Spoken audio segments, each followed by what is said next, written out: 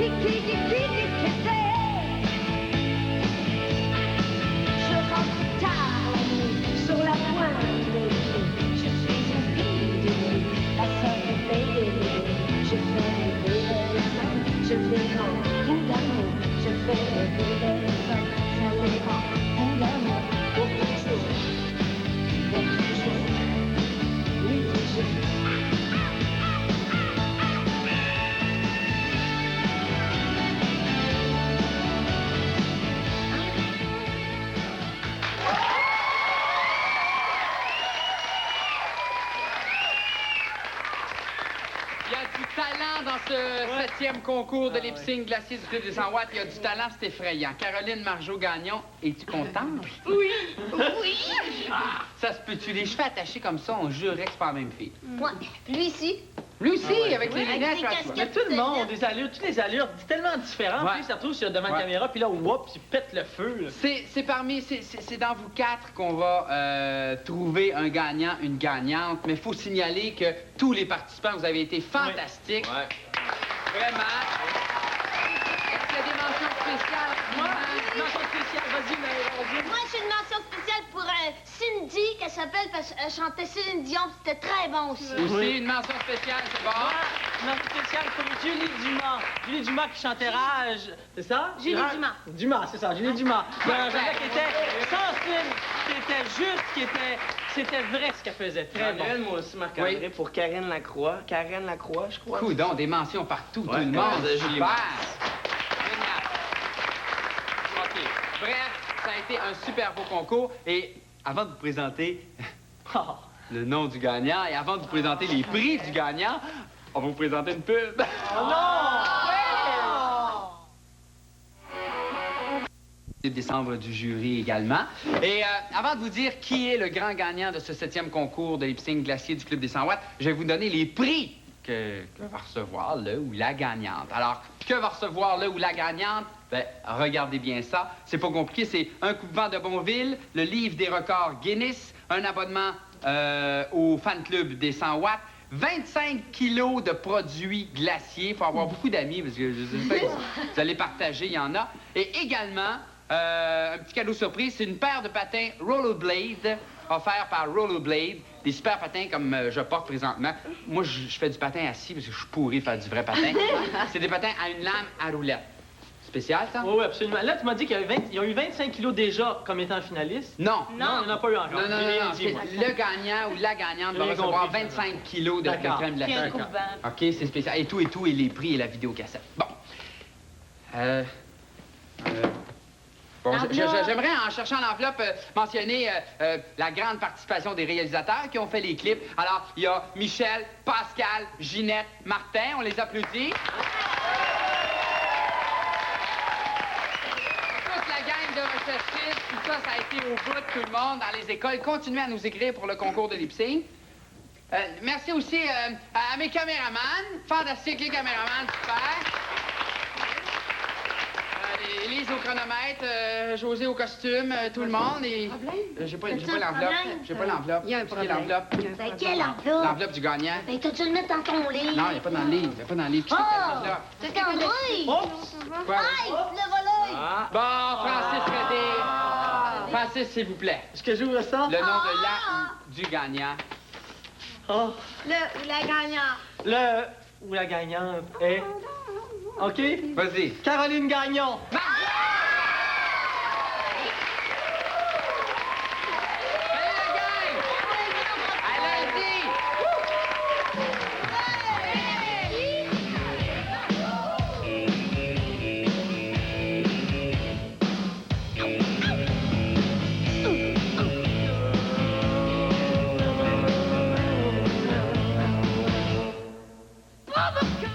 Nous remercions le magazine Vidéo Presse d'avoir collaboré à cette émission. Dans un instant, pour les jeunes et moins jeunes, Garfield et ses amis, suivis de Ciné Cadeau.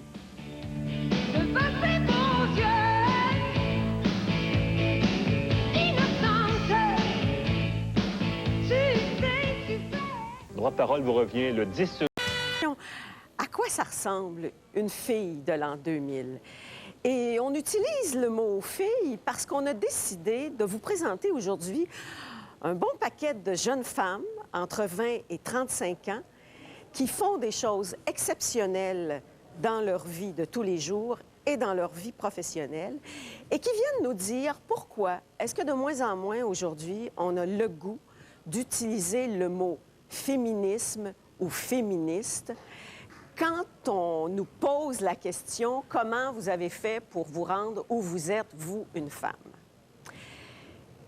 Au cours des 2 dernières semaines, il y a des nouvelles assez étonnantes qui sont parues dans les journaux concernant les femmes. Entre autres, on dit que 30 des entreprises québécoises sont entre les mains des femmes. C'est important de savoir ça quand on pense au chemin parcouru depuis le début du 20e siècle jusqu'à maintenant où on est dans le 21e. Ce matin, sondage Somme la presse, où il y a 44 des hommes qui disent être d'accord avec la mise sur pied d'un parti politique féministe et de gauche. Imaginez-vous, quand la présidente du Conseil du statut de la femme, la semaine dernière, Mme David, présentait cette idée-là, les filles ont dit « mais elle est folle ». 44 des hommes sont d'accord avec ça. Également, une victoire qu'on peut peut-être qualifier d'historique. La Cour vient de reconnaître que 2 filles qui simulent un acte sexuel dans un bar ne font pas, ne posent pas un geste indécent. Écoutez, on est rendu loin. Alors, on a décidé de demander ce matin à ces filles de venir nous dire pourquoi elles ne se sentent pas féministes, mais pourquoi leur vie d'aujourd'hui se fait telle qu'elle se fait grâce, peut-être, aux féministes d'autrefois.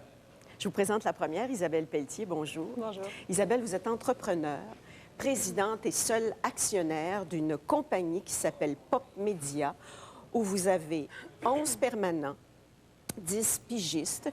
C'est une société qui distribue des cartes postales publicitaires à travers le Canada. Malgré ça, vous avez 2 enfants, un de 8 ans, un petit bébé de 9 mois. Je suis fière. De quoi être fière? J'en suis très fière. Ça ressemble à quoi, pour vous, une fille de 2001? Oh mon Dieu, ça ressemble à toutes les filles qui sont autour de la table ici. Je pense que ce sont des personnes probablement très, très dynamiques et qui ont fait leur chemin grâce aux acquis définitivement des femmes de nos prédécesseurs. Vous reconnaissez ce qu'elles ont fait? Absolument. Quand vous entendez le mot féminisme aujourd'hui, est-ce que vous vous reconnaissez là-dedans? En partie. En partie. En partie. Pas tout à fait. Mais vous ne l'utiliseriez pas spontanément? Non. On vous demandera pourquoi tantôt. Hélène Salvo, bonjour. Bonjour. Vous êtes avocate, substitut du procureur général depuis 1989. Vous êtes désormais célèbre et la coqueluche des médias parce qu'on vous a vu partout pendant le procès de Dave Hilton. Pour vous, qu'est-ce que ça représente une femme de 2001 qui vit dans le milieu dans lequel vous vivez et qui exerce la profession que vous exercez? Une femme de 2001, c'est une femme libre, libre de faire ses choix, libre de travailler, libre d'étudier où elle veut. Pour moi, une femme de 2001, c'est une femme qui maintenant peut faire son chemin et je pense facilement, du moins dans le domaine où j'occupe, c'est facile pour une femme d'être avocate. C'est facile aujourd'hui, oui. Même dans le secteur où vous vous êtes engagé, c'est-à-dire là où on parle de causes criminelles, ce qui n'est pas simple. Le travail n'est pas toujours facile, mais si on parle de conditions de travail, hommes et femmes, nous sommes traités sur le même pied d'égalité que les hommes. D'accord. Julie Fournier, bonjour. Bonjour. Julie Fournier, vous êtes policière pour le service de la communauté urbaine de Montréal. Oui. Vous faites de la patrouille depuis 2 ans et demi.